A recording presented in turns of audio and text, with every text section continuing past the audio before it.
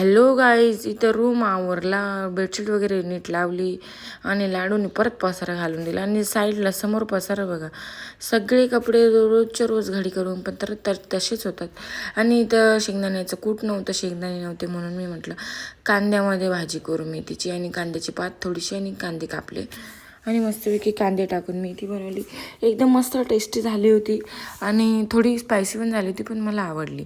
आणि ते चपात्या वगैरे करून घेतल्या आणि गुरुवारचा दिवस होता तर नैवेद्य वगैरे दाखवलं आणि लाडूला पेज पण केली होती नागलीची. इथे सगळ्यांना प्लेट्स वाढवून घेतली आणि एक डोसा माझ्यासाठी काढला. लाडूला पण डोसा खाऊ घातला जेवता जेवता आणि मी पण खाल्ला. आम्ही दोघींनी जेवण मस्तपैकी करून घेतलं.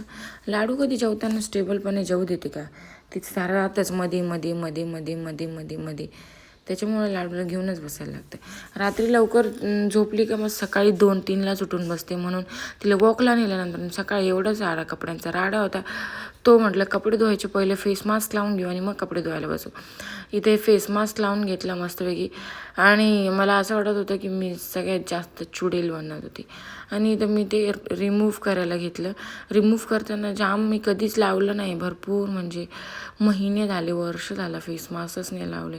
लाडू व्हायचे पण आधी लावलं असेल तर मला एवढं जळत होतं ना फेस मास्क, बापरे. तरी पण एक 1.5-2 वर्षानंतर इझिली लावलं असेल. एवढं जळत होतं रिमूव्ह करताना पण, बापरे. आणि स्किन एकदम असं ड्राय झाली होती हे फेस मास्क लावल्यानंतर. मग नंतरून मस्तपैकी कपडे धुवायला बसली आणि कपडे धुवायला बसल्यानंतरून एवढे हालत टाईट झाले, बापरे. कंबरपाठ जाम होते कपडे धुता धुता. पण काय करणार, लाडूचे आणि माझे कपडे भरपूर निघतात. माझे तरी नाही निघत, पण लाडूचे ते इतके निघतात का ती खराब करत राहते. मग मला चेंजेस करायला लागतात दिवसातून 3दा. Thank you so much for watching this vlog. हे बघा स्किन किती ग्लो करते, पण असं काही नाही आहे.